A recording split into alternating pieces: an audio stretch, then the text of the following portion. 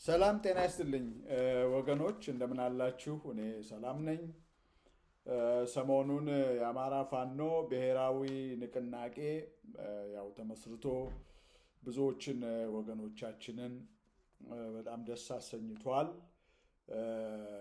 እንግዲህ ያው አሁን 2 ቀን አለፈው ልበል እና እኔ ወዲያው ከመደገፍም ወይም ደግሞ ከመንቀፍም እስቲ ጊዜ ወስጄ አንዳንድ ሁኔታዎችን ላጥና ብዬ ነው።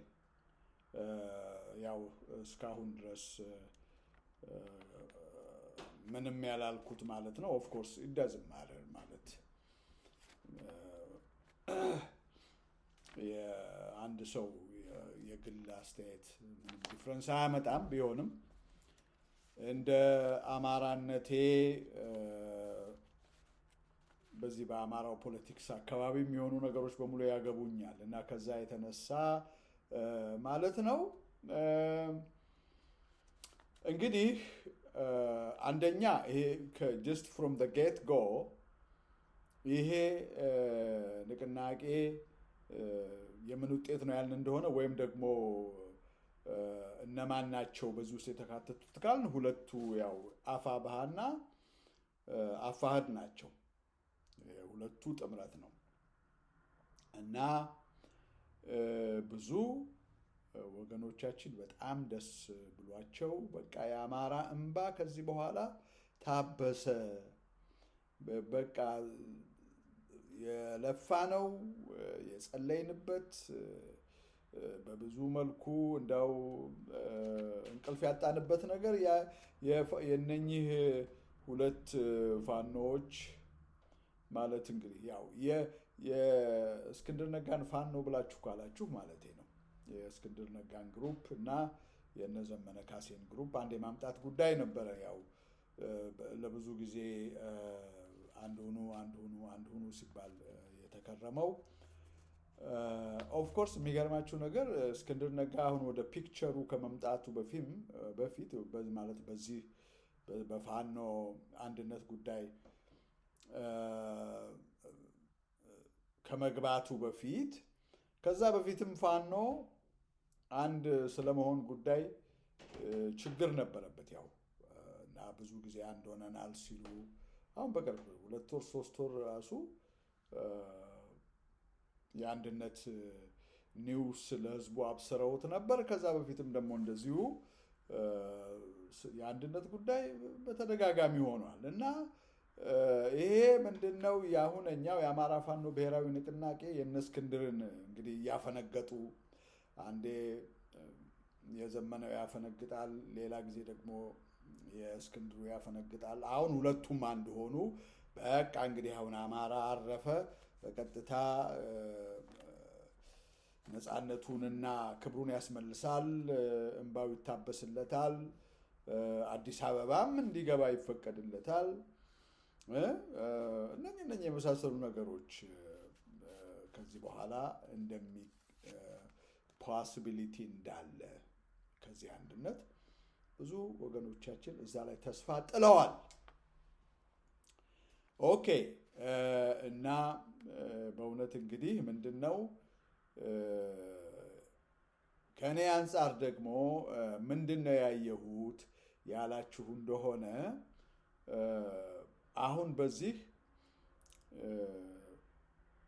የአማራ ፋኖ ብሔራዊ ንቅናቄ ምስረታው ላይ እንግዲህ ወደኋላ ሄደት ብለን ስንመለከት ለመሆኑ ይሄንን አንድነት ወይም ንቅናቄ እንዲመሰረት ከኋላ ሆነው ጊዜያቸውን ሰውተው ጥረት አድርገው የሁለቱ ግሩፖች ያላቸውን አንዳንድ ጥቃቅን ዲፍረንስ ወደ ጎን አድርገው አትሊስት ይሄንን አንድነት እንዲመሰርቱ ትልቅ አስተዋጽኦ ያደረጉ እነማን ናቸው ብለን መጠየቅ አለብን። እንግዲህ መሰረቱ ያ ነው እና በዛ ላይ ትልቁን ፒክቸር የሚይዘው ሻለቃ ዳዊት ወልደ ጊዮርጊስ ሆኖ ተገኘ። ሻለቃ ዳዊት ወልደ ጊዮርጊስን ያው ለረጅም ዘመናት በኢትዮጵያ ፖለቲካል ታሪክ ውስጥ ብዙ ሚና የተጫወተ ነው። ነገር ግን ጸረ አማራ ነው። ይሄ እንግዲህ ጀስት ከመጀመሪያው ከስረ መሰረቱ መታወቅ አለበት። ብዙ ሚና ተጫውቷል። መጽሐፍ ጽፏል። በደርግም ዘመን ትልቅ ማለት ትልቅ ስልጣን የነበረው ሰው ነው። እነኚህ ሁሉ ነገሮች አሉ። አሁን ደግሞ ሪሰንትሊ በአማራው ፖለቲክስ ውስጥ ደግሞ አንድ የሚታወቅበት ትልቅ ነገር አለ። ያም ደግሞ ምንድነው? አማራ ሳይሆን የሽግግር መንግስትን ፕሮሞት አድራጊ ነው። ፋኖ ኤክስክሉሲቭሊ ስልጣን መያዝ የለበትም። ከዚህ የት ነው የሚባለው? ሸዋሮቢት ነው ምናምን እዛ ድረስ ይምጣና ከዛ በኋላ ወደ ሱቁና ወደ እርሻው ይመለስ።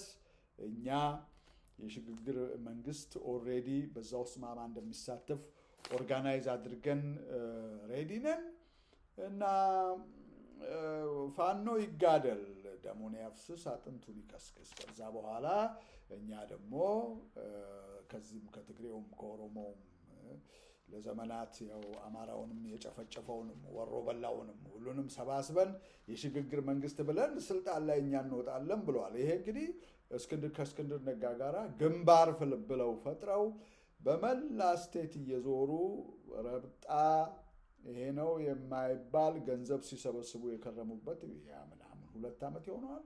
አሁን ቅርብ እኮ ጊዜ ነው። ትዝ ይላችኋል?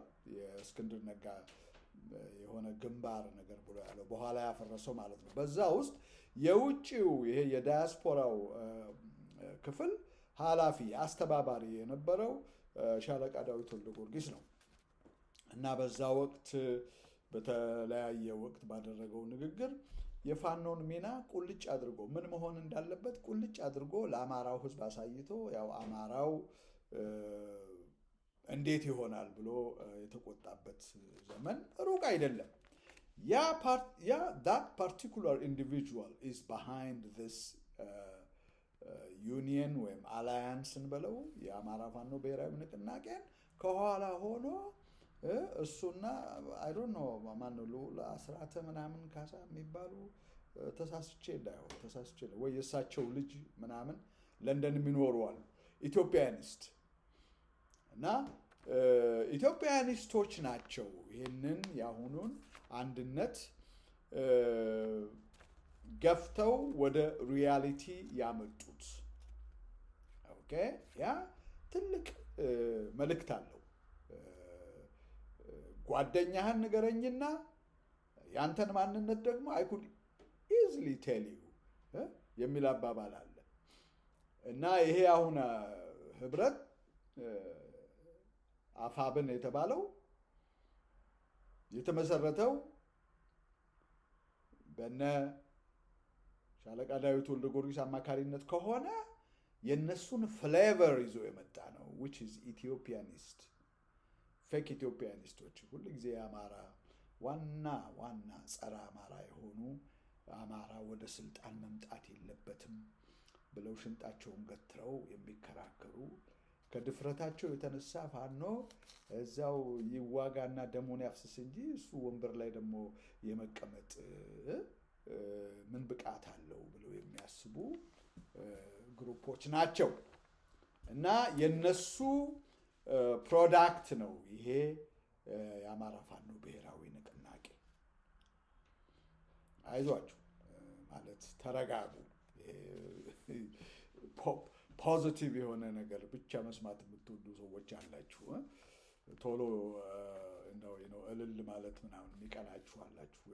ገና I'm just beginning ገና ብዙ ጉድ አለው። በብዙ አቅጣጫ አናላይዝድ ሊሆን ይገባል።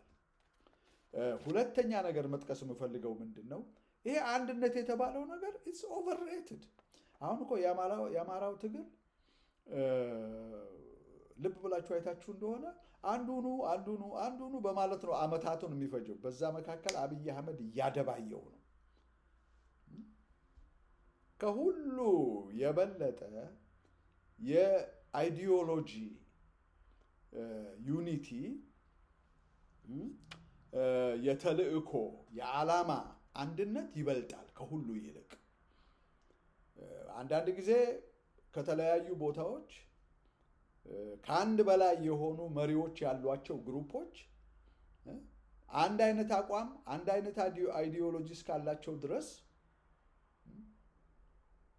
ለአንድ ዓላማ እስከተዋጉ ድረስ ለምሳሌ የሸዋ፣ የጎንደር፣ የወሎ፣ የጎጃም ፋኖዎች አንድ አይነት ዓላማ ቢኖራቸው እኮ ኖሮ እንደዚህ መከራ አንበላም ነበር። ለምን ያላችሁኝ እንደሆነ የጎጃሙ እነ ዘመነ ካሴ ያሉበት ምንድነው ዓላማቸው? የሽግግር መንግስት በዚሁ በክልሉ ይመስረትልን እና ለድርድር እንቀርባለን ይላሉ። አስረስ ዘመነ ካሴ። ሌላው ኢንተርቪው ስታደርገው ይሄ 4 ኪሎ ድረስ ነው የምንገባው ይልሃል።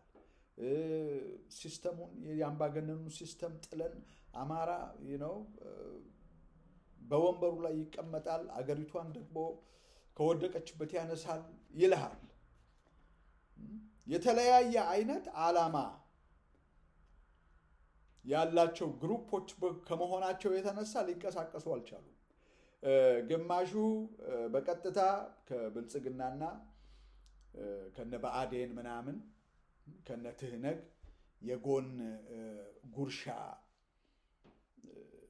እየተሰጠው የአማራን ዓላማና ሰርቫይቫል ትግሉን ዝም ብሎ ከአንገት በላይ ብቻ ሲያካሂድ የቆየ አለ። ውጥንቅጡ የወጣ ነው። አያችሁ፣ ይሄ የአማራው ትግል ፋኖ የተባለው እና ይሄ አንድ ሁኑ ብሎ የመጨቃጨቁ ነገር እና የነሱም ደግሞ ወደ አንድ መተናል ብሎ የማለት ነገር ለጥያቄዎች መልስ ነው ማለት አይደለም። አሁን ታውታላችሁ፣ አንዲት የተለየ ነገር አያደርግም ይሄ የአማራ ፋኖ ብሔራዊ ንቅናቄ እስከ ዛሬ ድረስ። እንግዲህ አሁን በቅርብ አብይ አህመድ አማራ ላይ ዳይሬክት የሆነ ጥቃት እንግዲህ ማድረግ ከጀመረ አሁን ወደ 3ኛ ዓመቱ አይደለም። በዚህ በ3 ዓመት ሁሉ ፋኖ ማጥቃት እየቻለ እያሸነፈ ነገር ግን ተሰብስቦ ቁጭ ይላል። ለምን? ዲል ስላደረገ ማለት ነው። መከላከያን ጥሶ አብይ አህመድን የማስወገድ ነገር እዛ ላይ እንዳይሞክራት እንደዛ አይነት ነገር እንዳያደርግ ያው በተደጋጋሚ እንደምንነግራችሁ መሪዎቹ በሙሉ ተይዘው ተገዝተው ከብልጽግና ጋራ ከነትህነግ ጋራ የሚሰሩ ሆነው ነው የተገኙት። ዛሬም እንደዛው ናቸው። ይሄ አሁን የአማራ ፋኖ ብሔራዊ ንቅናቄ በመመስረቱ የነኚህ ሰዎች አቋም ተለወጠ ማለት አይደለም። ነገር ግን ምንድነው አማራውን እንደገና for another 3 or 4 years ምክንያቱም አማራው ብዙ ጊዜ እስኪነቃ ድረስ 1-3-4 ዓመት ይወስድበታል። አብንን ምሳሌ አድርጎ መውሰድ ይቻላል። ብአዴንን ምሳሌ አድርጎ መውሰድ ይቻላል። ብአዴን ለአማራ የቆመ ነው ብሎ ሲያምን የከረመ ነው አማራው። ከዛ በኋላ ብአዴን ለመንግስት እንደሚሰራ እነ ደጉ አንዳርጋቸው እንደሚሰራ ከ2-3 ዓመት በኋላ አማራው ሲነቃ መቁነጥነጥ ሲጀምር ትዝ ይላችኋል። ይሄ ብአዴን አስበላን we need our own ፓርቲ ምናምን ብሎ አማራው ማጉረምረም ሲጀምር እነ ኢህአደግ እና አብይ አህመድ ከብአዴኖች ጋራ ውስጥ ለውስጥ ተነጋገሩ፣ ፕላን አወጡ። ከዛ በኋላ ማንን አመጡልን? አብንን ፈጠሩልን። ህዝቡ አማራው ያን ጊዜ አላወቀም አብን የብአዴን ውልድ እንደሆነ ሌላ the younger version of ብአዴን እንደሆነ ህዝቡ አላወቀም። ስለዚህ እልል ብሎ የአንገቱን ሀብል ሁሉ እያወለቀ ለአብን የሰጠ ስንት ነበረ መሰላችሁ? አብን በዓለም እየዞረ አማራ ባለበት ሁሉ ካናዳ፣ አሜሪካ፣ ዩሮፕ እየዞረ የሰበሰበው ገንዘብ የአብይ አህመድን ቤተ መንግስት በደንብ አድርጎ ያሰራለታል። አማራው በቃ ነፃ ወጣን ብሎ ያለበት ጊዜ ነው። እርግጠኛ ነኝ ብዙዎቻችሁ ታስታውሳላችሁ። በቃ እልል ያላለ የለም። ሁላችንም መሰለን። ከዛ በኋላ ያው አብን ለካ ብአዴን ነበረ፣ ለካ ኢህአዴግ ነበረ። whatever አማራውን ዝም ብሎ በብጣሽ ወረቀት መግለጫ ብቻ እያታለለ ገንዘብ እየሰበሰበ እነሱ ሌላ ዓላማ ነበር የነበራቸው። የስለ ሰሊጥ እርሻ ነው የሚያስቡት። ከዛ በኋላ ህዝቡ እኮ ነቅቶበት አይደለም። በአብን ላይ እኮ አማራ አልነቃም። ስንቶች ሲያስጠነቅቁ ኧረ የአብን ጉዳይ እንዴት ነው ምናምን ሲሉ ምንም አብንን አትንኩ ምድር ነበር ጁንታው ነው ምናምን የሚሉት። በዛ ዘመን ነው የመጣው አይደለም። አይ ቲንክ ጁንታ የመጣው በአብይ አህመድ ጊዜ ነው። ብቻ አብንን አትንኩ፣ አብንን የነካ ጸረ አማራ ነው ተብሎ ይፈረጅ ነበር።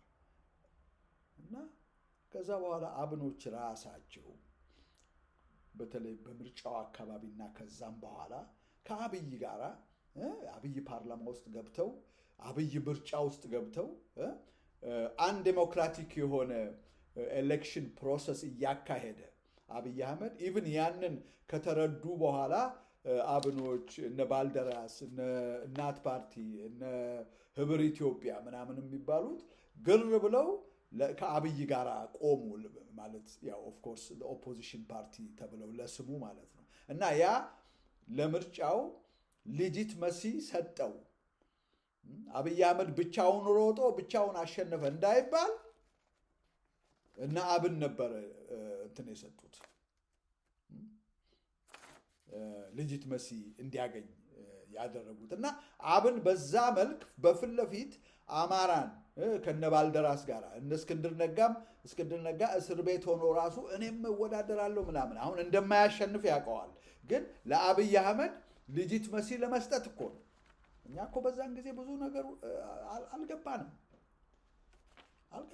ይሄ ጸረ አማራ ብለን የምንለው ግሩፕ ልንገራችሁ፣ በኢንዲቪጁዋል ደረጃም በግሩፕም ደረጃ በአማራ ላይ ሳቦታጅ እያደረጉ ያሉ ከበፊትም ጀምሮ ባንነቃባቸው ነው እንጂ መሰረታቸው ጸረ አማራ ነው። ግን አልነቃንባቸውም። it took us years and years። በነገራችሁ ላይ we are still in that kind of አሁንም እንደዚሁ we are still in the dark ማለት ነው። አሁን ዛሬ ተሽሎናል ማለት አይደለም። እየተቀባበሉን አሁን አብን ከብዙ ጊዜ በኋላ ያው እነበለጠ ሞላ ምናምን በፊት ለፊት በቃ አማራውን ሲያበሻቅጡት ቀስ እያለ በቃ መቼም ባይወድም እውነትም እንግዲህ አብን አልበጀንም ብሎ ተወው ማለት ነው። ከዛ በኋላ ደግሞ በፋኖ ነው የመጡብን ደግሞ አያችሁ። አብይ አህመድ የአማራን ይሄ ልዩ ኃይል ከበተነ በኋላ ማነው ፋኖም ፓርት ኦፍ የመንግስት እንትን ሚሊታሪ መሆን አለበት እንጂ ለብቻው ኢንዲፔንደንትሊ ፋኖ ምናምን ብሎ ነገር የለም። ትጥቅ እናስፈታለን አለበለዚያ ይቀላቀሉ ወደ መከላከያ ብሎ ሲል እና ፋኖ ያንን ባልተቀበለ ጊዜ ያው አብይ አህመድ እንግዲህ መዝመት ጀመረ በአማራው ላይ ማለት ነው። እና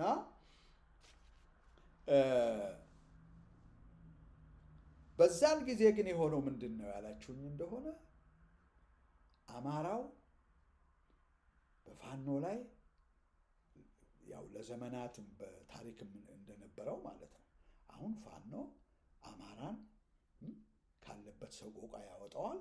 አብይ አህመድ ቢዘምትም ህዝቡና ፋኖ ተባብሮ ይሰብረዋል። ፋኖ እስካለ ድረስ ምንም አንሆንም የሚል ከፍተኛ እምነት በአማራው ህብረተሰብ ውስጥ ነበር። ይሄ it was just a given ማለት ምንም የታወቀ ነገር ነው። በአማራው ጉዳይ ፋኖ ሁል ጊዜ ግንባር ቀደም የሆነ ተከላካዩ ነው ለአማራ። ይሄንን ማን ያውቃል? እና አብይ ያውቃሉ። ብልጽግናው በደንብ ያውቃል። ስለዚህ ምንድነው ማድረግ ያለባቸው? አሁን በአማራው አካባቢ እንደፈለግን እንዳንፈነጭ ፋኖ አለ። ስለዚህ ምን እናድርግ? ፋኖ ብዙ ሰራዊት ይኖረዋል። በወሎ፣ በሸዋ፣ በጎንደር፣ በጎጃም ይመለምላል። ወጣቶች ይቀላቀላሉ። ፋኖ ብዛት አላቸው። ስለዚህ ሁሉንም በቀላሉ እንደው በሆነ ጉርሻና ጥቅም ሁሉንም መግዛት አይቻልም። ስለዚህ ምንድነው ማድረግ የምንችለው? ይሄ ያለው የአማራ ፋኖ በዛ ውስጥ ፕሮሚነንት የሆኑ መሪዎች እነማን ናቸው? እነ ዘመነ ካሴ ናቸው። እና አርበኛ መሳፍንትም ከውጭ ገቡ፣ ሸፍተው ከሚኖሩበት ማለት ነው። እና በፋኖ ውስጥ የመሪነትን ፖዚሽን የሚይዙ ፋኖን የሚያታግሉ መሪዎቹ እነማን ናቸው ብለው ካሉ በኋላ እነሱን እንግዛ አሉ። ይሄ እኮ ሂደት እኮ የሚገርማችሁ ነገር አማራን በዚህ ሁሉ ዓመታት ጸረ አማራዎች አማራን የሚጫወቱበት አንደኛ አማራ መስለው የሚገቡ መሪዎችን ላዩ ላይ በመሾም፣ ሁለተኛ ደግሞ ሪሊ አማራም የሆኑትን ደግሞ በጥቅማ ጥቅም በመግዛት እና የአማራው ህብረተሰብ ትግሉን እሱ ራሱ የትግሉ ባለቤት እንዳይሆን በማድረግ ነው። በቃ ከዛ ተመልከቱ፣ ይሄንን የሚያህል አንበሳ ህዝብ ርስቱን እየነጠቁ ይጫወቱበታል አሁን ድረስ። ለምን ይመስላችኋል? ህዝብ ተንሰፍስፎ የሚያመልካቸው መሪዎች አሉ። ዛሬ እንደነ ዘመነ ካሴ፣ ግማሾቹም እንደነ እስክንድር ነጋ አይነት እንደነዚህ አይነት መሪዎች አሉ። ህዝብ አማራው በቃ ህዝብ ሲያመልክ ማምለክ ነው በቃ። ስለዚህ ኢትስ ቬሪ ኢዚ እነኛን መሪዎች ህዝቡ የሚተማመንባቸው እነሱን መግዛት ነው በቃ። that's it 60 ሚሊዮን አማራ ጸጥ አደረክ ማለት ነው። የሚገርማችሁ ከዛ ውስጥ አልወጣንም። ዛሬ ደግሞ መልኩን ለውጦ መጥቷል። ግድ የላችሁ you just listen to me። ይሄ ደግሞ ሁልጊዜ እንደምናገረው it's a one man's opinion እና የኔ የግል እንትኔ ነው አተያየ ነው። ግን I just want to point out ዝም ብዬ እንደዚሁ የመጣውን አንድነት ሪጀክት ማድረግ ምናምን አይደለም። why am I not accepting it? እና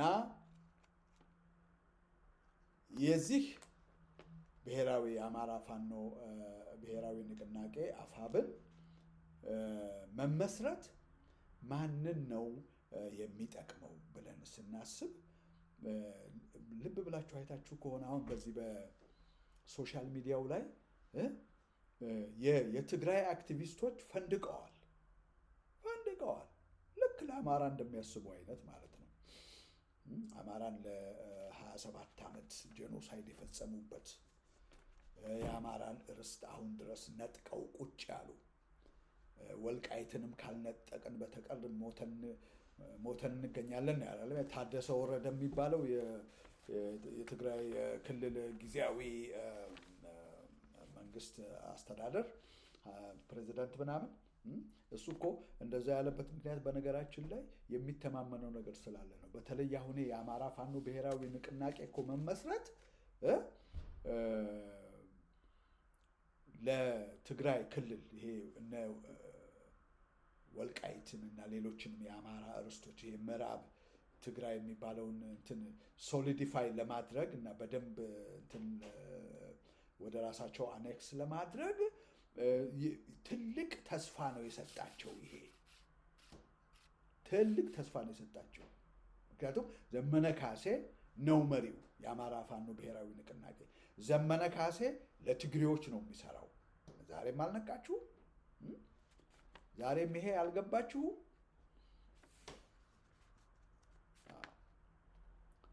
እና አማካሪዎቹ ተነጋገርን። እነ ዳዊት ወልደ ጊዮርጊስ ናቸው። who are Ethiopians I mean ፌክ ኢትዮጵያኒስቶች ከዚህ በፊትም በብዙ መልኩ የተፈተኑና ጸረ አማራነታቸው በማህተም የተረጋገጠ ማለት ነው። እነሱ ናቸው ይሄንን በአማካሪነት የመሩት። ማን ነው ተጠቃሚው? እነ ሻቢያና ትግሬ እና ደግሞ ኢትዮጵያኒስቱ በመጀመሪያ ደረጃ ዋና ተጠቃሚ ናቸው። ተመልከቱ፣ አማራ እዚህ ውስጥ የለበትም። አማራ ከዚህ ህብረት ውስጥ ከነኚህ ፋኖ መሪዎች እንግዲህ ምንድን ነው ባላችሁ ጉልቻን አሁን በዚህና በዛ እያላችሁ ስትለዋውጡ ብታድሩ የወጡን ጣዕም አይለውጠውም። በወጡ ውስጥ ያሉትን ኮምፖነንቶች ነው መለወጥ ያለባችሁ። as long as the components and the proportion ምን ያህል በርበሬ ምን ያህል ዘይት ምን ያህል ሽንኩርት ምናምን የሚሉትን just the individual components እዛ ላይ ካልሰራችሁ በተቀር there is no way that you can change how the end product tastes። የወጡን ጣዕም የምትቀይሩት እሳት በመቆስቆስ ወይም ጉልቻ በመለዋወጥ አይደለም። you see we still have the same people. You see, the same Fano leaders are still involved and they are still on the leadership. አያችሁ፣ ስለዚህ ምንም የምናገኘው ለውጥ የለም as long as they are in the leadership position። እና ማነው ተጠቃሚው ይልቅስ ያላችሁኝ እንደሆነ ሻዕቢያና ትግሬ ነው። ኢትዮጵያኒስቶች ናቸው፣ እየፈነደቁ ነው ያሉት። እንደነ ልደቱ አያሌው አይነቶች በጣም ደስ ብሏቸዋል።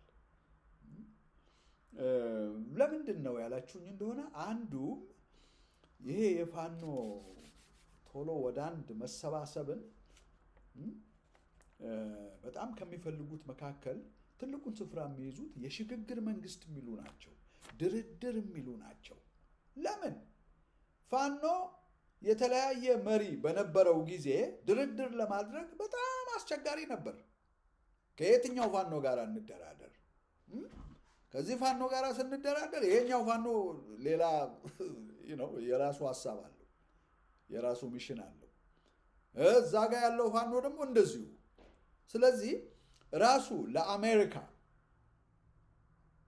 ለማደራደር በጣም ትልቅ ችግር የነበረባቸው ምንድነው የፋኖ በአንድነት አለመምጣትና በአንድ ሊደርሺፕ ስር ያለመሆን ጉዳይ ትልቁ እንቅፋታቸው ያ ነበር።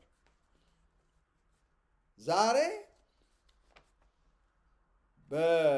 በነ ትህነግ በነ ዳዊት ወልደ ጊዮርጊስ በነ ሻዕቢያ አማካኝነት በሉ ከማን ሌትስ ጌት ቱጌዘር ብለው አጣድፈው አመጧቸው። አሁን የአማራ ፋኖ ብሔራዊ ንቅናቄ አንድ ሊደር አለው which means ለድርድር ቀላል ነው። በቃ እንደውም አሁን የአብይ አህመድ የምርጫ ወቅት ነው። ስለዚህ ከፋኖ መካከል አንዱን ወይ ዘመነ ካሴን ለምርጫ ተወዳደር ይሉታል። that will legitimize አብይስ ኤሌክሽን ማለት ነው። እንትኖች ያስፈልጋሉ፣ ኦፖዚሽን ፓርቲዎች ኢንቮልቭድ እንዲሆኑ ያስፈልጋል በምርጫ ውስጥ። ዋይ? ምክንያቱም ኢንተርናሽናል ኮሚኒቲ ምን ይላል? ይሄ ኢቭን ኦፖዚሽኖች በተወዳደሩበት ፌር ኤንድ ስኩዌር አብይ አህመድ አሸነፈ ተብሎ እንዲባል ነው። ሂስትሪ ሪፒትስ ኢትሰልፍ ማለት ነው። ስለዚህ የፋኖ ወደ አንድ መምጣት ከሚፈጥሩት ነገር አንዱ ምንድነው? የድርድሩን ጉዳይ ማቀላጠፍና ማፋጠን ነው። በቃ ከአንድ ሰው ጋር ነው የሚፈራረሙት። እነ አስረስ ማረ ዳምጤና ዘመነ ካሴ ደግሞ የድርድር ጉዳይ ደስታውን አይችሉትም። አንደራደርም፣ 4 ኪሎ ገብተን አማራ አገሪቷን ማስተዳደር ይጀምራል፣ የራሱንም መብት ማስጠበቅ የሚችለው በዛ አይነት መንገድ ብቻ ነው የሚል እንትኑም የላቸውም፣ ኢንትረስቱ የላቸውም ዘመነ ካሴ። ስለዚህ ፋኖ ወደ አንድ መጣ። አሁን the next topic will be negotiation. በቃ አሁን ስሙዝ ነው።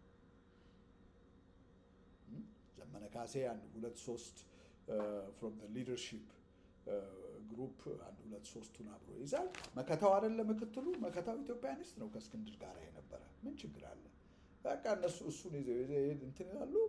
አፈቀላጤው አስረስ ማረ ዳምጤ ያለ ቁጭ ብለው አብይ አህመድን በስልጣን ላይ እንዳለ እንዲቆይና አንዳንድ ሱፐርፊሻል የሆኑ አንዳንድ ነገሮችን ይሄንን ቢደረግልን ምናምን የሚል ነገር ያቀርባል አማራው። ከዛ በኋላ አብይ አህመድ እየቀጠቀጠህ ይኖራል ማለት ነው። እና የአማራ ፋኖ ብሔራዊ ንቅናቄ ሲንስ ዘመነ ካሴ ከትግራዩ ቡድን ጋራ በነ ማን ነበር የፊት አለቃው ማን ነው ኢሳያስ እኮ ነው በኢሳያስ ስር ነበር አይደለም ዘመነ ካሴ በዚህ በወያኔ ዘመን ኤርትራ ገብቶ በነበረ ጊዜ በነ ኢሳያስ አፈወርቂ ስር የነበረ ነው እና ያ አለቃው ነው ዛሬም ያለው ዘመነ ካሴ እና ደብረ ጽዮን በሁለቱ ትዕዛዝ ነው የሚንቀሳቀሰው ከነሱ ጋር ነው ስብሰባ ሲያደርግ የከረመው እና ምንድነው ሌላው ጥቅም አሁን በዘመነ ካሴ ሊደርሺፕ ምንም ችግር የለም እና ወልቃይት ጠገዴ ጠለምት ምናምን በደንብ አድርገው በይፋ አሁን የፕሪቶሪያው ስምምነት የተባለ አለ አሁን ያቀላጥፉታል ዘመነ ካሴ እንደውም ምንድነው ያለው ዘመነ ካሴ እኮ እነ ወልቃይትን እንስጥና እኛ ወደ 4 ኪሎ እንሂድ ነው ያለው he knows በልቡ ያ እንደማይሆን የታወቀ ነው ምክንያቱም የትግራይ ክልል የሚፈልገው የ4 ኪሎን መንግስት አይደለም let me tell you this የትግራዮች የሚፈልጉት እነኚህን በጣም ለምና ቢዩቲፉል የሆኑ ጂኦግራፊካሊ ደግሞ በጣም በቃ ክሩሻል የሆነ ሎኬሽን ላይ ያሉ የአማራ የጥንት የአጽመ ርስቶችን ከአማራው ነጥቀው ከወሰዱ በኋላ የትግራይን እንትን ሀገር መስርተው መኖር ነው ደግሞ በቃ ፓራዳይስ እኮ ነው እነ ወልቃይትን ከያዙ በኋላ እነ ጠለምት ማን ነው እነ ሁመራ ምን በቃ ምን ይፈልጋል ትግሬ ከዛ በኋላ አማራ ይከክ እንጂ እና ለዛ እነ ዘመነ ካሴ አሁን ማረጋገጫ ናቸው ለትግሬው ልብ በሉ አማራ ምንም አይነት ጥቅም አያገኝም ከዚህ የአማራ ፋኖ ብሔራዊ ንቅናቄ ምንም አይነት ጥቅም አያገኝም ለምን ያላችሁኝ እንደሆነ አሁን ወደ እነ እስክንድር ጉዳይ እንመጣለን የእስክንድር ሚና በዚህ በእንትን ውስጥ አሁን መልቀቂያ ምናምን ጠይቋል የሚባል ነገር አለ የኢትዮጵያኒስቱ የአፋዱ ፓርት ኢቭን በዚህ ውህደት ውስጥ ትልቅ ሚና ይጫወታል አማራው 100% ወደ ስልጣን እንዳይመጣ እነ ሻለቃው ዳዊት ወልደ ጊዮርጊስንም አትርሱ እና ይሄ ንቅናቄ 19 ፖዚሽኖች አሉት ኦፍ ኮርስ በተደጋጋሚ የሰማችሁት ነገር ነው መሪው ዘመነ ካሴ ሆኖ እስክንድር ነጋን ፖሊሲና ስትራቴጂ ላይ ነው ያስቀመጡት ፖሊሲና ስትራቴጂ ደግሞ ወሳኝ ቦታ ነው እንዴ ፖሊሲ ህግ ጸሐፊ እንትኑን በአጠቃላይ ይሄንን ግሩፕ ሁሉ ሬጉሌት የሚያደርግ ሚሽንን so to speak የሚጽፍ ጎልን አርቲኩሌት የሚያደርግ ኢንዲቪጁዋል እንትኖችን ደግሞ መመሪያዎችና ጋይዳንስን የሚጽፍ እስክንድር ነጋ ነው እና what do you think ፋኖ ስልጣን ድረስ 4 ኪሎ ድረስ የሚገባበትን አይነት ፖሊሲ የሚጽፍ ይመስላል እስክንድር ነጋ አሁን እንደምንሰማው እንግዲህ ለቀኩ ብሏል ግን በእስክንድር ነጋ ምትክ የሚመጣው እነ እስክንድር እነ ማን ነው የሚባለው መከታው እስክንድር ቢሄድ የእስክንድር አይነት አይዲዮሎጂ ያለውን አመጣው ነው የሚያስቀምጡት ደሞም እነ ዘመነ ካሴ they don't care እነ ዘመነ ካሴ እና አስረስ ማረዳምጤ ድሮም የሽግግር መንግስት የሚሉ ናቸው ድርድር የሚሉ ናቸው እንጂ አማራ ከማንም ጋር አይደራደርም በቀጥታ አብይ አህመድን ከስልጣን አስወግዶ ሲስተሙን ለውጦ የኢትዮጵያን ዜጎች በሙሉ ማለት የኢትዮጵያን ኤትኒክ ግሩፕስ በሙሉ ፌር በሆነ መንገድ እያስተዳደረ ሀገሪቷን እንደገና ከተቀበረችበት ከመቃብር አውጥቶ አገር ያደርጋታል፣ ወደ ክብሯ ይመልሳታል የሚል እንትን የላቸውም ነው። ፋኖ ወደ እርሻው ይመለስ፣ በክልል ደረጃ የሽግግር መንግስት አቋቁሙልን፣ ያንን ነው እነ ዘመነ ካሴና እነ አስረስ ማረ ዳምጤ ሲሞግቱ የነበረው፣ ያንን ነው የሚፈልጉት። ስለዚህ አሁን የእስክንድር ነጋን ስፓት ሌላ ኢትዮጵያኒስት መጥቶ ቢይዘው ባይዘው ለነ ዘመነ ካሴ እንቅልፍ የሚያጡበት አይደለም። ምክንያቱም they don't care የአማራው ህዝብ where the Amhara people ends up, they don't care, you know. ሌላው የሚገርመው ነገር እንግዲህ በአጠቃላይ እንግዲህ የእስክንድር ነጋ ፖዚሽን በጣም ክሩሻል የሆነ በጣም የዚህ የንቅናቄው እስትንፋስ ነው ማለት ይቻላል። ምክንያቱም ንቅናቄው የሚያደርገውን ነገር በሙሉ እንቅስቃሴውን፣ አክቲቪቲውን እስከምን ድረስ የሚለውን ከነማ ጋራ ኢንቮልቭ ያደርጋሉ የሚለውን ነገር በሙሉ መመሪያ የሚጽፍ ነው። በቃ ምናልባት ዘመነ ካሴ በመጨረሻ ላይ አዝ ዘ ፕሬዚደንት ወይም ደግሞ አዝ ዘ ቼርፐርሰን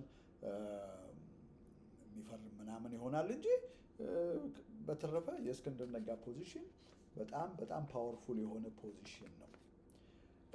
ከሁሉ በላይ የሚገርማችሁ ደግሞ የሚሊታሪው ክፍል ኃላፊ ተፈራ ማሞ ነው። ጀነራል ተፈራ ማሞን በቅርብ አንድ ቪዲዮ ላይ የተቀረጸውን ሰምቼ ነበረ። ጀነራል ተፈራ ማሞ ልክ እንደ ዘመነ ካሴ ለሻዕቢያና ለትግራዩ ክፍል መከታ ነው። በቃ ጋሻና መከታቸው ነው። አማራን ተው። አብይ አህመድ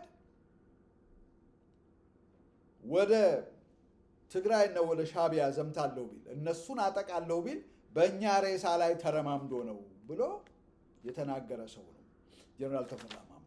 እና ያንን ስቴትመንት እኔ በጆሮዬ ስሰማ ከሱ እንትን አንደበት ማለት ነው እንዴ ይሄ ሰውዬ አማራ ነው እንዴ?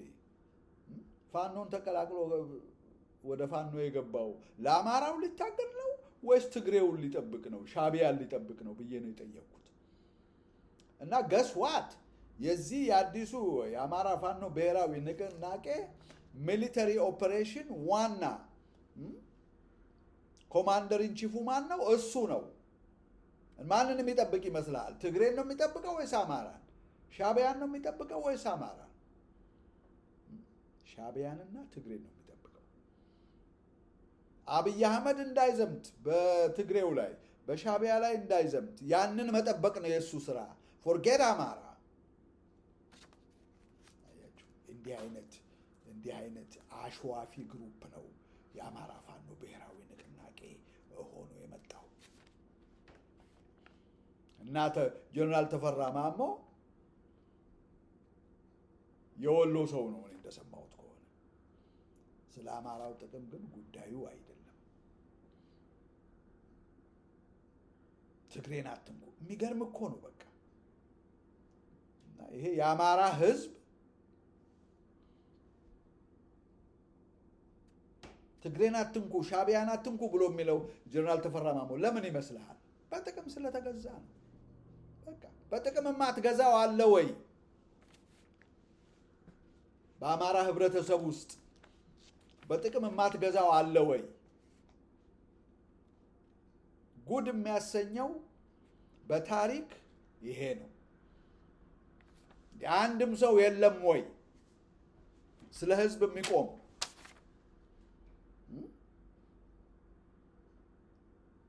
ለመሆኑ የሰው ልጅ በቀን ስንቴ ይበላል? ግማሹ ደግሞ ኦልሬዲ ግማሽ ህይወቱን የኖረ ነው። በዚህ ላይ ደግሞ እንዲያው ሌባ ላመሉ ዳቦ ይልሳል ሆኖ ነው እንጂ ብዙዎቹ እንደዚህ በገንዘብ በፖዚሽን በምናምን እየተገዙ ህዝባቸውን አሳልፈው የሚሰጡ የተቸገሩ ሰዎች ምናምን ሆነው እኮ አይደለም። ተፈራ ማሞ ለአማራ የሚቆም ሰው አይደለም። ትግሬንና ሻዕቢያን የሰሜኑን ክፍል እንደሚሉት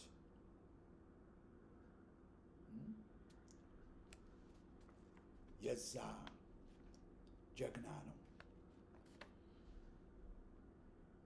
የተገዛ ሰው ነው እና እሱ ነው ይህንን የዚህ ግሩፕ የሚሊታሪ ክፍል ኦፕሬሽን ኃላፊ ሆነ የተሾመው። እንግዲህ ሰዶ ማሳደድ ምንድነው? የሆነ ተረት አለ። ሰዶ ማሳደድ ካማረህ ምናምንህን በምን ለውጥ ነው የሚባል ነገር አለ። አሁን አማራ ለሌላ የብዙ ዓመታት መከራ እየተዳረገ ነው። ምክንያቱም አሁን የአማራን ህዝብ ይሄ አሁን የተመሰረተው የአማራ ፋኖ ብሔራዊ ንቅናቄ ለአንተ የሚሰራ አይደለም። ይሄ የፋኖ አንድነት ጸረ አማራ ነው፣ ወደ ሽግግር ወደ ድርድር ወስዶ አሁንም በአብይ ስር የሚዘፍቅህ ነው ብለህ የአማራውን ህዝብ እስከምታሳምነው እውነትም አማራ ፋኖ ብሔራዊ ንቅናቄ አይሰራም ለአማራው ብሎ እስኪያምን 3 ዓመት ይወስዳል። በዛ መካከል የሚያልቁ ወገኖቻችን በጣም አዝናለሁ። ቀላል ቁጥር አይኖራቸው። አብይ አህመድም በደንብ አድርጎ የኢትዮጵያን ታሪክ ያጨማልቀዋል።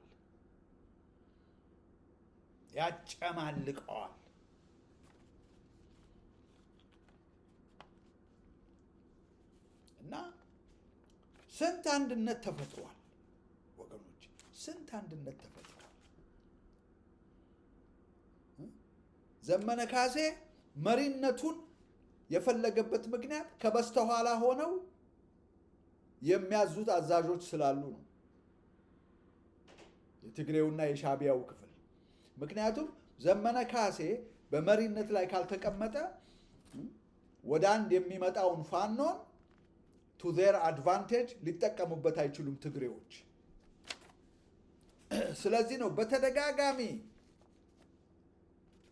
ዘመነ ካሴ መሪ ስላልተባለ በመሪነት ሊደርሺፕ ላይ ስላልተቀመጠ ከዚህ በፊት የነበሩትን አንድነቶች ሳቦታጅ እያደረገ ሲያፈርሳቸው የነበረው እሱና አስረስ ማረዳምጤ because they need the leadership position። ምክንያቱም ከበስተኋላቸው የገዟቸው ጌቶች አሏቸው። they want to use them። አያችሁ፣ ፋኖን እንደፈለጉ ኪሳቸው የሚከቱት ትግሬዎቹ ወይም ኢሳያስ አፈወርቂም ቢሆን ማለት ነው የፋኖን ዋና አንቀሳቃሽ እና መሪ ኪሳቸው ሲከቱ ነው። ስለዚህ ነው ዘመነ ካሴ ሊደርሺፑን እስከሚይዝ ድረስ መሪ እስከሚሆን ድረስ በተደጋጋሚ የተሞከሩትን የፋኖ አንድነቶች ሳቦታጅ እያደረገ ሲንድ፣ ሲያፈርስ፣ ሲያኮርፍ የነበረው ናው መሪ ሆኗል። አሁን የትግራይ አክቲቪስቶች ህወሓት ትልቅ ፈንጠዝያ ላይ ናት። በተለይ ደግሞ ከሁሉ በላይ እኔ ልንገራችሁ የትግሬው ክፍል 4 ኪሎ የመግባት አፐታይቱ የለውም። 27 ዓመት ቀጥቅጦ ገዝቷል። አሁን የሚፈልገው ምንድን ነው? የአማራን ወርቃማ ርስቶች በእጁ ካገባ በኋላ ትግራይን መስርቶ መኖር ብቻ ነው። ያንን ለማግኘት ደግሞ ፓወርፉል የሆኑ ኮኔክሽኖች ያስፈልጉታል። እነ ዘመነ ካሴ እና አማራው አሁን ይሄ የተመሰረተው አዲሱ የፋኖ ግሩፕ in the coming few weeks and months ምን ያደርጋል ያላችሁኝ እንደሆነ አሁንም በዚህ በኩል እንትን ብለን ከመከላከያ ጋር ገጥመን አሸነፍን፣ በዚህ ቦታ ላይ እንደዚህ ሆነ፣ በዛ ቦታ ላይ እንደዚህ ሆነ የሚለውን ወሬውን በቃ ይቀጥላል። የሚገርማችሁ ነገር የአማራ ፋኖ ብሔራዊ ንቅናቄ በፊት ከነበረው የተለየ አንዳች ነገር አያደርግም። ከአማራ ክልል ወጥቶ ወደፊት ከገፋ ከመላሴ ጸጉር ይነጠቅ። ይቅርታ ጠይቃለሁ መጥቼ። የለም አንዳች የተለየ ኦፐሬሽን ወይም ስትራቴጂካልም ሆነ ታክቲካል ቼንጅ የለም፣ አይኖርም። ምክንያቱም እንዳልኳችሁ እኮ ነው አሁን የለዋወጥ ነው ጉልቻውን ነው። ሁለት ጸረ አማራ ግሩፖችን አንድ ላይ አመጣን። አሁን ኦኬ ሁለት ጸረ አማራ ግሩፖች ወደ አንድ ስታመጣ what's the outcome? Do you think እንደ mathematical formula ህግ I think negative times negative brings positive, but not in this situation. In this situation, negative plus negative, no. It's no times. Negative plus negative will be negative, another negative.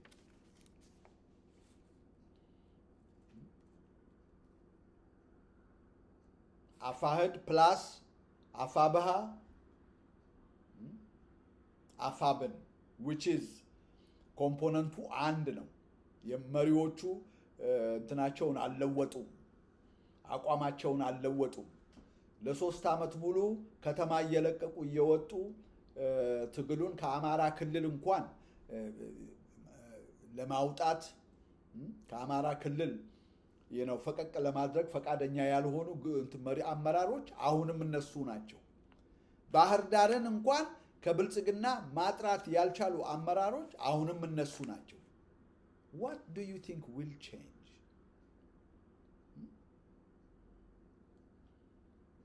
በፊት በአፋብሃ ስር ነበሩ፣ ግማሾቹ በአፋህድ ስር ነበሩ፣ ዛሬ ደግሞ በአፋብን ስም ሆኑ። And yet all the components, all the leaders are still, they are the ones, in the leadership position. ምንም ይለወጥ ይመስልሃል? ምንም አይለወጥም። ምንም አይለወጥም። የምናየው ነው። እኔ ተሳስቼ መቼም ፈጣሪ ምስክሬ ነው። እኔ ተሳስቼ እነሱ ወደ 4 ኪሎ ገስግሰው ሻለቃ ዳዊት ወልደ ጊዮርጊስ እንደሚፈልገው ዳር ሲደርሱ ወደ ኋላ መመለስ ሳይሆን all the way to 4 ኪሎ ማለት ነው እና ይሄንን መንግስት ጥለው ፓወር አሲዩም ሲያደርጉ እኔ እንደው በቃ መጥቼ ሁለተኛ አይለመደኝም ብዬ የአማራን ህዝብ ይቅርታ ጠይቃለሁ። እነ ዘመነ ካሴን ይቅርታ ጠይቃለሁ። ከሁሉ በላይ እናንተ የምታደምጡኝ አድማጮቼን ይቅርታ ጠይቃለሁ። እኔ እነሱ እዛ ይድረሱ። ዶንት ኢቭን ወሪ። እኔ ምን ችግር አለው? ደስታውን አልችለው። 5 ዓመት የለፈለፍኩት አማራ ከባርነት ቀንበር ወጥቶ እነኚህን ባለጌዎች የማይረሱትን ቅጣት እንዲቀጣቸው ነው። I don't mean እየዞረ በብሔር እየለየ ይግደል ይሰር ምናምን ማለት አይደለም። ያማ ምንም ለውጥ አላመጣንም። ግን ወደ ፍርድ መምጣት የሚገባቸውን ወደ ፍርድ አምጥቶ ህግና ስርዓት ባለው መንገድ በአማራ ላይ ግፍ ሲፈጽሙ የኖሩ ጄኖሳይድ ሲፈጽሙ የኖሩ እነሱ የሚቀጡበትን የአማራ ርስቶች የሚመለሱበትን እንግዲህ የኤትኒክ ፌዴራሊዝም አቦሊሽድ ሆኖ ወይም ተለውጦ እንደገና ያ ዜግነት ሲመጣ ዜግነት ብሔርተኝነትን ኦቨርራይድ ማድረግ ሲጀምር በዛን ጊዜ ኦፍ ኮርስ ይሄ የኔ ነው ያ ያንተ ክልል ነው ምናምን የሚባል ይሄ የኋላ ቀር ትግሬዎች ያመጡብን እና ኦሮሞዎች ደግሞ ፕሮሞት ያደረጉብን ይሄ አጸያፊ ሲስተም ከስሩ ተመንግሎ ሲወድቅ ከዛ በላይ ያንን ከማየት በላይ ምን ደስታ አለ ለኔ? I'm sure ነው ሁላችሁ። ስለዚህ በሚቀጥሉት ጥቂት ቀናቶች ውስጥ የሚሆኑትን ልንገራችሁ። አሁንም የድል ወሬ ያስወራል። ይሄ አሁን ወደ አንድ መተናል የሚለው ግሩፕ አሁንም ጦርነቱ ከአማራ ክልል አይወጣም። የአማራ ርስቶች ወደ ትግሬ ይጠቃለላሉ፣ ወደ ትግራይ ክልል። አማራ ወደ ስልጣን አይመጣም፣ በባርነቱና በሰቆቃው ይቀጥላል። እነኚህ ሰዎችም አሁን ሌላው በቅርብ የሚሆነው ምንድነው? ድል ያለ አሁን በአማራው ትከሻ ላይ ገንዘብ በመሰብሰብ ራሳቸውን አደራጅተው የሚኖሩ በሙሉ አሁን አሰፍስፈዋል።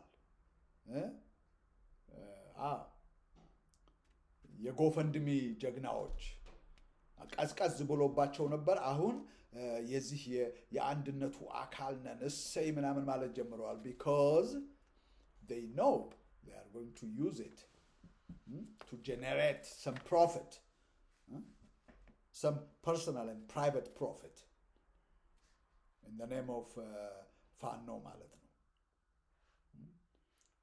አሰፍስፈዋል። የፖለቲካል ነጋዴዎች ማለት ነው፣ አትራፊዎች አሰፍስፈዋል። ሁል ጊዜ ግንባር ተፈጠረ፣ ፓርቲ ተፈጠረ፣ ወይም ፋኖ አንድነት ሆነ ምናምን በሚባልበት ጊዜ ዘለው ወዴት ነው የሚሄዱት? በሉ እንግዲህ ለስራ ማስኬጃም የሆነ ገንዘብ እንትን እንበል በሲምፖዚየም በምናምን። አሁን በቅርብ ነው የዘረፉት እነ ዘመነ ካሴ። አሁን ደግሞ ወይ አሁን ተወኝ።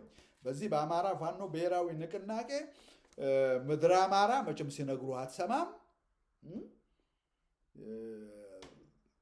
የአንገት ሀብልህን እያወለክ ሽጥ። እንግዲህ ለአብን ያደረግነው እንደዛ ነው። ውጤት ሳታዩ እንደኔ ቢሆን እንደ ታላቅ ወንድም ልምከራችሁ፣ ውጤት ሳታዩ የዚህን የአማራ ፋኖ ብሔራዊ ንቅናቄ የተባለ ግሩፕ ምንነቱን፣ እንቅስቃሴውን፣ አዝማሚያውን ሳታዩ እንዲሁ አሁንም በዚህ በኩል አሸነፍን፣ በዚህ በኩል ይሄን ያህል ማረክን ምናምን የተለመደ ወሬ ስላወራ ብቻ ዶላራችሁን እያንጠለጠላችሁ አትሂዱ። ፕሊዝ ረጋ በሉ፣ ተረጋጉ። ጥሩ፣ ይሄ የዘመኑ አማርኛ ተረጋጉ ምናምን ካልም ዳውን ከሚለው እንግሊዝኛ የወሰዱት ይመስለኛል የኛ ሰዎች። ጥሩ ቃል ነው። ተረጋጉ። ብራችሁን አትስጡ። ፋኖ ነኝ ምናምን ነኝ ለዚህ ሚዲያ ለዛ ምናምን ብሎ ከሚለው ይልቅ መንገድ ላይ ለተቀመጠ የኔ ቢጤ ሂዱና አዲስ አበባም ሆነ በተለያዩ ክልሎች ያሉ ቤታቸው የፈረሰባቸው አብይ አህመድ የሚያበሻቅጣቸው የሚበሉት ያጧሉ፣ ለነሱ ስጡ። ፋኖ ወደ አንድነት መጣ። he doesn't need money። ገንዘብ አያስፈልገውም። ገንዘብ ምንም አያስፈልገውም። ታጥቋል። የሚበላው እንደሆነ በሽ ነው። የምን ዶላር ነው? ምን ሊያደርግ ነው? ዶላር ሱቅ ሊከፍት ነው። ስለዚህ በዚህ አጋጣሚ እግረ መንገዴን የምነግራችሁ ነገር አሁን የአማራ ፋኖ ብሔራዊ ንቅናቄ ሰሞኑን ይሄ ነው። በቃ ብር፣ ዶላር አሁን አይናቸው ላይ እየተውለበለበ ነው። እነ ዘመነ ካሴ፣ እነ ምሬ ወዳጆ፣ ሌሎችም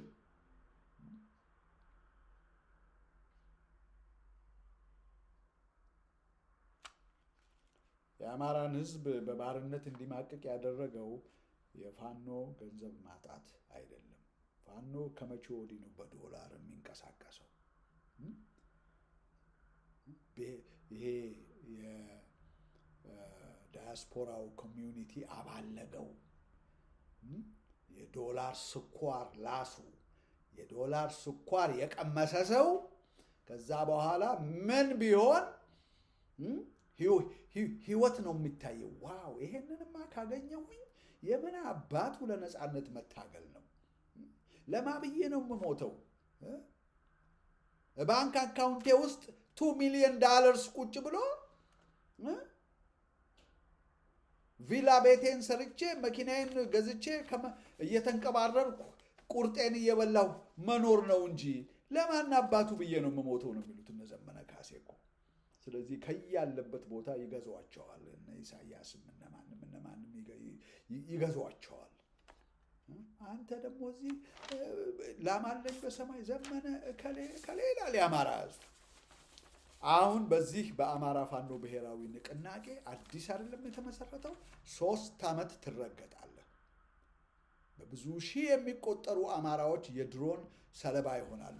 ከዛ 2-3 ዓመት ይወስዳል እንግዲህ የአማራው ህዝብ ይሄ ነገር አፋብን የሚባል ነገር እንደጠበቅነው አይደለም ብሎ እስከሚል ድረስ ማለት ነው።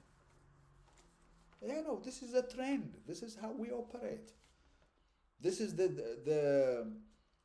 we are limited. በቃ when it comes to political awareness, we are very limited. We all are. እና በአጠቃላይ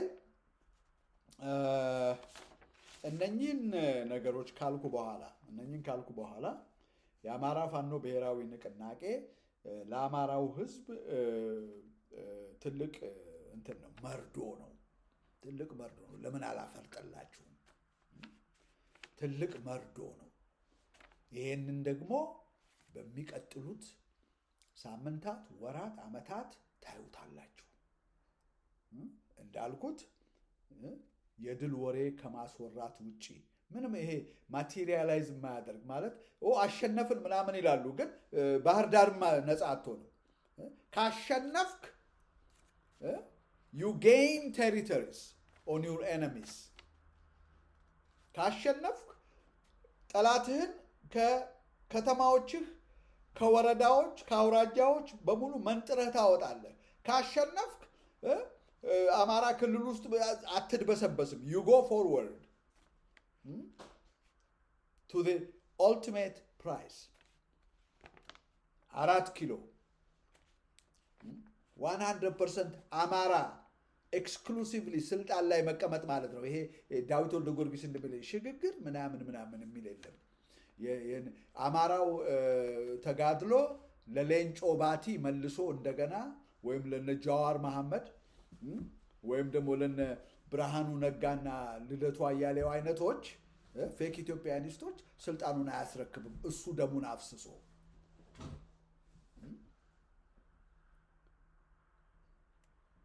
እና ዋው ይኩድ ብዙ ነገር ማለት ይቻላል። ተፈራ ማሞ ያው ትግሬን ይጠብቃል እንጂ ሻዕቢያን ይጠብቃል እንጂ አማራን አይጠብቅም። ነውር የማይፈሩ ሰዎች። ስለዚህ ጦርነቱ ከአማራ ክልል አይወጣም። የአማራ ርስቶች ወደ ትግሬ ይጠቃለላሉ፣ እነ ወልቃይትን ጭምር within the coming few weeks or months or በቃ ምናልባት አመት ቢወስድ ነው። እንትና በደንብ ነው በካርታ የሚያወጧቸው እና በድል ወሬ ነው የምንደነዝዘው አሁንም። እና ደግሞ ኦልቲሜትሊ ያው አማራ ደግሞ ወደ ስልጣን የመምጣት ድሪሙ በሙሉ እንትን ዲስትሮይድ ይሆናል ማለት ነው። ስለዚህ መፍትሄው ምንድን ነው? መፍትሄው ይኸውላችሁ የአማራ ህዝብ ትግሉን ሲረከብ ነው። ከፋኖ የአማራ ህዝብ ራሱ ለትግል ሲወጣ ነው። አሁን 2 ክፍል ነው ያለው። የአማራ ህዝብ አለ ቤቱ የተኛ ፋኖን ተስፋ እያደረገ ማለት ነው። ገበሬው አፍሪካን ጸጥ ማድረግ የሚችል ህዝብ የአማራ ህዝብ፣ ጦረኛ ህዝብ ቤቱ ቁጭ ብሏል። ፋኖ አለኝ፣ ፋኖ ተገኔ ነው ልኬዋለሁ ብሎ ቁጭ ብሏል ቤቱ። ፋኖ ሁለተኛው ክፍል ፋኖ ነው። ፋኖ አያችሁ የአማራ ህዝብ ባለፉት ዘመናት በፋኖ ላይ ተስፋ ጥሎ አላፈረም። ዶላር ባልነበረበት ጊዜ የዶላር ጉዳይ ኢኩዌሽን ውስጥ ባልገባበት ዘመን ማለት ነው። በጥንቱ ዘመን ፋኖ ሰርቷል። but not today። አሁን ዛሬ ያለው ስሙ ነው እንጂ ፋኖ በፋኖ ስም በፋኖ አምብሬላ የሚንቀሳቀሱት ሰዎች ሞላጫ ሌቦች ናቸው። እታች ያሉትን የፋኖ ሰራዊቶች አይደለም እንዲህ የምናገረው። ደግሞም እነሱ ማተራ አያደርጉም። ለምን መሰላችሁ? መሪዎቻቸው እስከተገዙ ድረስና እነሱ ደግሞ መሪዎቻቸው ከሚሏቸው ፈቀቅ የማይሉ ከሆነ እነሱ ምንም ማተር እኮ ያደርጉ። ዘመነ ካሴ ሂድ ሲል ይሄዳል። ዘመነ ካሴ ተኛ ሲለው ይተኛል። ስለዚህ የዚህ የዘመኑ ፋኖ በእውነተኛ የአማራ ልጆች እጅ እስካልገባ ድረስ አማራ የማንም ባሪያ ነው። ቤኒሻንጉሉም ቀስት ይጫወትበታል፣ ትግሬውም ይፈጀዋል፣ ኦሮሞውም ይፈጀዋል። አዲስ አበባም አይገባም። ስለዚህ መፍትሄው ምንድን ነው? የአማራ ህዝብ ወደ ትግል መግባት አለበት። ፋኖ ላይ መተኛት አይደለም። ራሱ ወጥቶ መታገል አለበት። ምክንያቱም ፋኖ ብለን የምንለው ድርጅት በተለያየ መንገድ እየተገዛ ነው። አንፈርድባቸውም፣ ሰዎች ናቸው መሪዎቹ። በቀላሉ ዶላር ይገዛቸዋል፣ ዶላር ይሸጣቸዋል።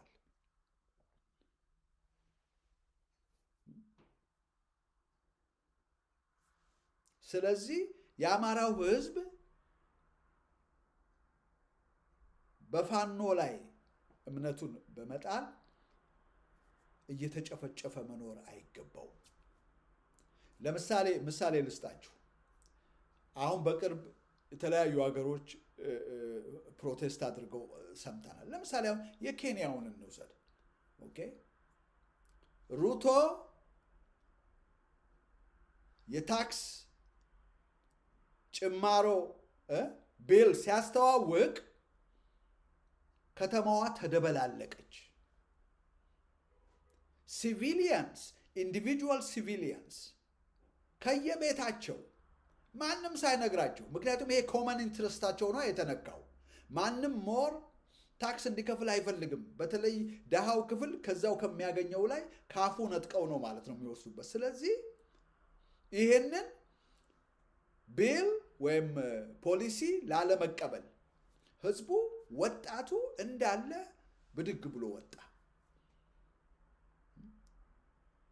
ኬንያንስ ፋኖ ምናምን የሚሉት የተጠናከረ ስለ ህዝቡ ሆኖ ይታገልልናል ምናምን ብለው የሚሉት ግሩፕ አላቸው? የላቸውም። ህዝቡ ራሱ ነው ለራሱ ሪስፖንሲቢሊቲ ወስዶ ለሚፈልገው ነገር ወደ አደባባይ የሚወጣው ራሱ ነው። በእኛ በአማራ ስታዩ ምንድን ነው? የአማራው ህዝብ ቤቱ ቁጭ ብሏል። ለምን? ፋኖ የሚባል ግሩፕ አለ፣ ሄዶ እሱ ይዋጋልኛል በሚል ማለት ነው። እና በሆነ ምክንያት ያ ፋኖ የሚባለው ግሩፕ ሌት ዳውን ሲያደርገው ህዝቡ ማለቁ ነው እዚህ። ስለዚህ ትግል በህዝብ መካሄድ አለበት። ሱዳኖች በዳቦ ዋጋ ምክንያት ፕሮቴስት ሲያደርጉ ዴይ አፍተር ዴይ የተለየ ግሩፕ አልነበራቸውም እንደ ፋኖ ምናምን የለም። በእኛ ሀገር አሁን በኦሮሞዎችም ቄሮ ምናምን የሚል ነገር አስተዋውቀው ነበር። ነገር ግን ቄሮ ኦፍኮርስ በአጠቃላይ የኦሮሞን ወጣቶች የሚያካትት ይመስለኛል። አማራ ይሄንን ባህል በተቻለ መጠን ወይ በቅርብ መከታተልና አማራ በሆኑ ሰዎች እንዲመራ ማድረግ አለበት፣ ወይም ደግሞ ይሄ ፋኖ ሌት ኢት ኤግዚስት ኢትስ ኦኬ፣ ፋኖ ኤግዚስት ማድረጉ ኢትስ ኦኬ። ግን ህዝቡ ደግሞ ይነሳ። አያችሁ? እና ፋኖ እንደ መሪ ሳይሆን እንደ ሰፕሊሜንታል ፓወር ነው ልንጠቀምበት የሚገባው። አለበለዛ ማለቃችን ነው። ትመለከታላችሁ። አሁን ይሄ ደግሞ አንድነት መጣ የተባለው የአፋብኃና የአፋሕድ ግሩፕ ዩል ሲ ለአመታት ገንዘብ እየጋጠ ዝም ብሎ ነው የሚቀመጠው። አብይም እንዳለ ነው። በምርጫውም ሌላ 5 ዓመት ይመረጣል። የአማራም ህዝብ ድሮን ይወርድበታል ፍሮም ታይም ቱ ታይም ማለት ነው። ማለት ኢንተርቫሊ ማለት ነው። መፈናቀሉ ይቀጥላል። ምንም የሚለወጥ ነገር የለም።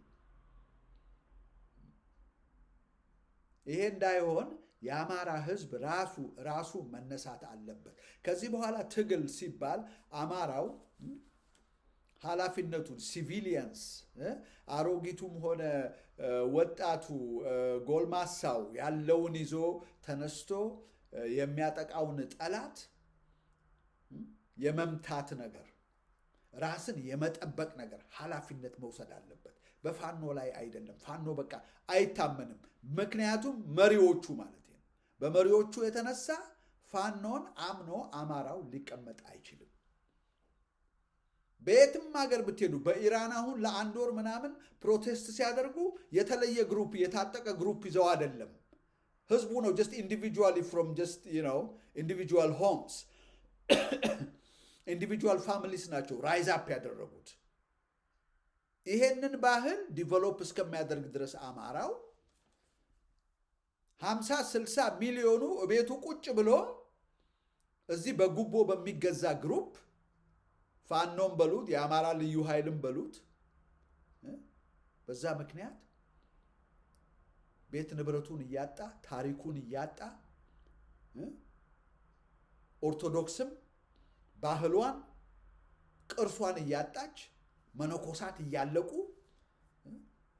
የገነባነው ከተማ እንኳን እንዳንገባ እየተከለከልን ይሄ ይቀጥላል። ህዝብ መነሳት አለበት። በቃ ይሄ ነው መፍትሄው።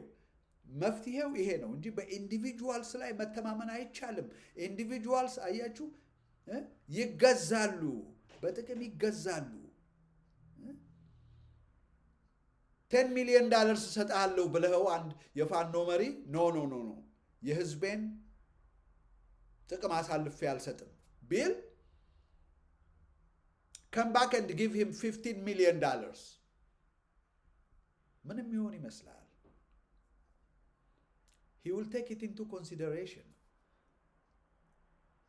And if you come up with another $2 million on top of that, let's say $17 million, then you will say, okay. ለምን? human nature ነው።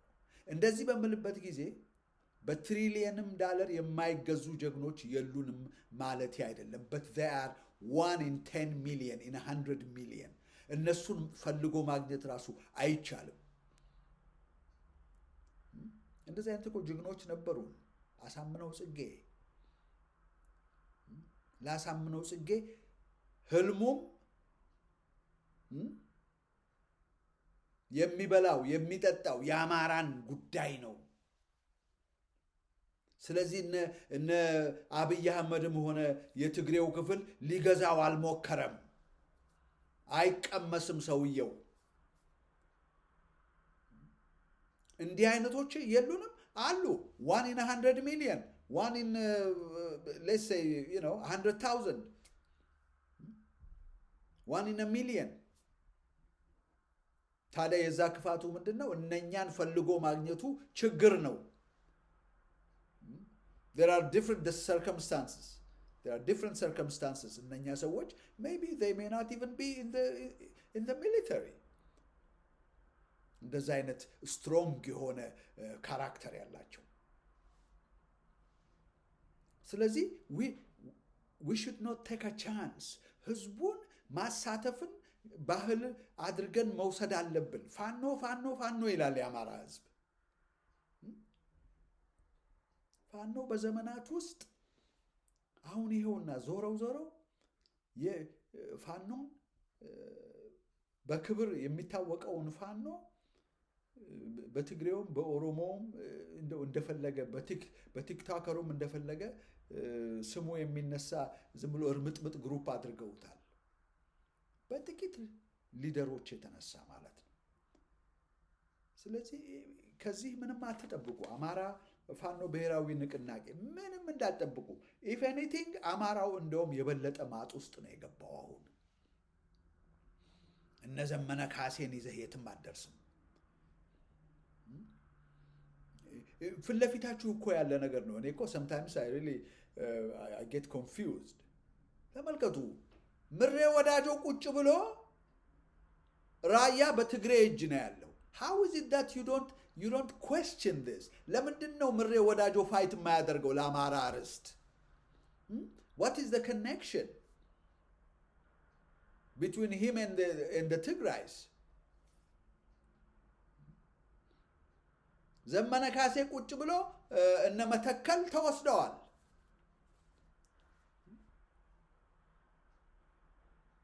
እነ ጠለምት ተይዘዋል። ለአማራ ቆመናል እኮ ብሎ ማለት የሚጀምረው ከምንድን ነው? የአማራውን መቀመጫ ርስቱን ከጠላት በማስለቀቅ ነው የሚጀምረው። That is the least we expect from them. If they cannot do that, and then, what does that mean? What does that mean? It means they are good for nothing. Or ሌላ ከበስተኋላቸው ሆኖ ራን የሚያደርጋቸው ወይም ደግሞ የሚጠቀምባቸው የጠላት ግሩፕ አለ ማለት ነው። ስለዚህ እስከ መቼ ነው አማራውን ከማጥ እና ከባርነት የሚያወጣ ስራ የማይሰሩ ሰዎችን ተማምነን እስከ መቼ ድረስ ነው የምንቀመጠው? ስለዚህ አሁን ስደመድም ይህንን ንግግሬን I'm sorry I've been going from one end to the other።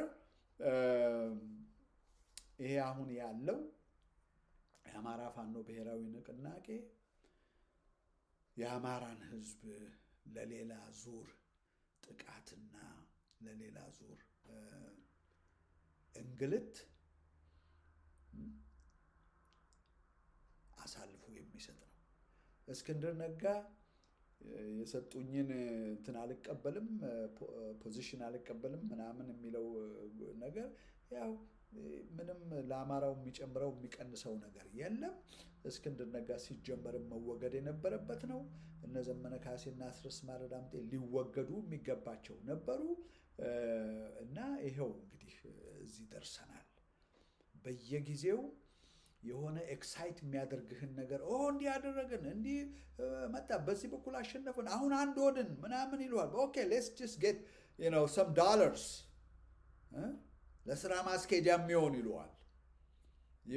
ምን ስራ እንደሆነ እንደሚያስኬዱት እግዚአብሔር ይወቅ ነው። it's been almost 3 years በዚህ ፖለቲካል ጀርኒ ማለት ነው።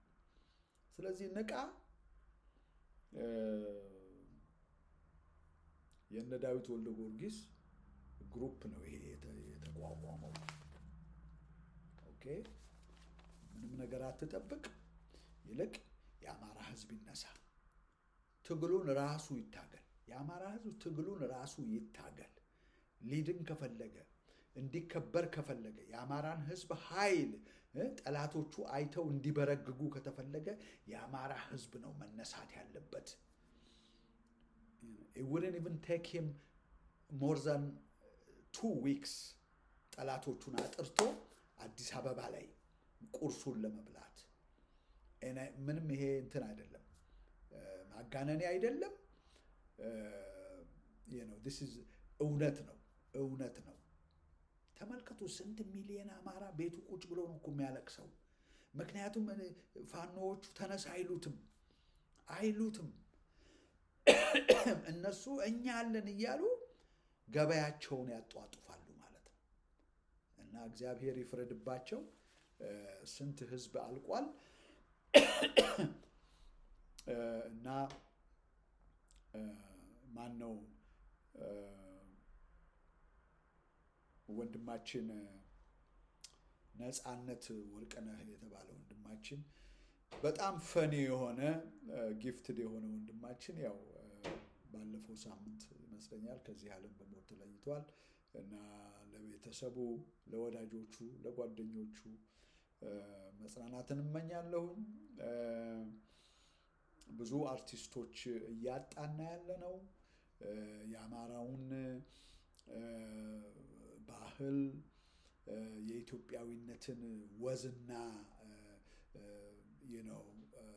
way of life የሚያንጸባርቁ ጽሁፎች፣ ድራማዎች፣ ፊልሞች የሚሰሩ ብዙ አቀንቃኞች፣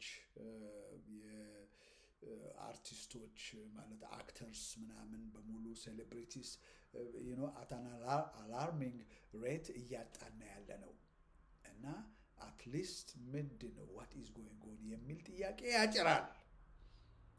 እና ይሄ ወንድማችን በማለፉ እኔ በእውነት በጣም አዝኛለሁኝ። እና እግዚአብሔር ነፍሱን በአጸደ ገነት ያኑርልን። እና እና ይሄ ነው እንግዲህ ያለኝ ወገኖቼ። አይ ኖው የምትወዱትን አይነት ኒውስ አይደለም ያመጣሁት፣ ግን እንግዲህ የኔ እውነት ነው። ስላዳመጣችሁኝ አመሰግናለሁ። እና ህዝባችንን እናስነሳ ወገኖቼ። ህዝቡ ራሱ ወጥቶ ይታገል። you will see the difference። ፋኖ የሚባል ድምጥማጡ ይጥፋ ምናምን ማለቴ ነው አይደለም፣ ግን እንደ ሰፕሊመንት እንጠቀምበት። ህዝቡ የጎበዝ አለቃው ህዝቡ ይውጣ። አያችሁ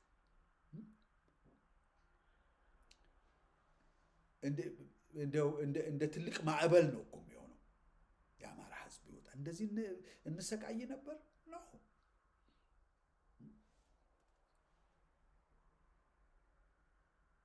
አሁን እኮ አማራው አገር የለውም። አማራው እኮ አገር የለውም። አማራው አገር የለውም።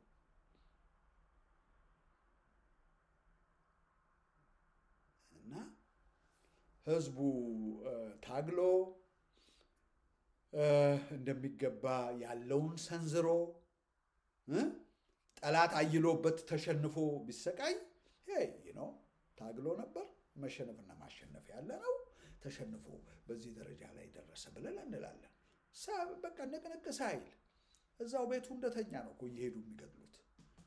ፋኖ ይጠብቀኛል ብሎ ፋኖ የተከበረ የአማራ ኢንስቲትዩት ነው ባለፉት ዘመናት። በዚህ ወቅት ግን በጮሌዎች እጅ ወደቀ። አማርኛ በሚናገሩ ነገር ግን የአማራ ስነ ልቦና የሌላቸው sometimes ደግሞ even biologically በዘርም አማራ ያልሆኑ አማርኛቸውን በአማርኛ ተረታቸውን እየተረቱ ገብተው ስልጣን ውስጥ የተቀመጡ በምን ትለየዋል? እዛው ነው የኖረው። ግማሹ ቅማንት ነው፣ ግማሹ አገው ነው፣ ግማሹ ደግሞ የዶላር እንትን ነው ግዢ ነው። እና በዚህ ሁኔታ ነው ያለው። ስለዚህ ይሄንን አይዲያ እንትን አድርጉት፣ አትሊስት ኢንተርቴይን አድርጉት ኢን ዩር ማይንድ። አማራ ትግሉን ራሱ መታገል አለበት፣ አለበለዚያ ማንም ነፃ አያወጣውም። ኦኬ፣ ስላዳመጣችሁኝ አመሰግናለሁ። ባይ ባይ።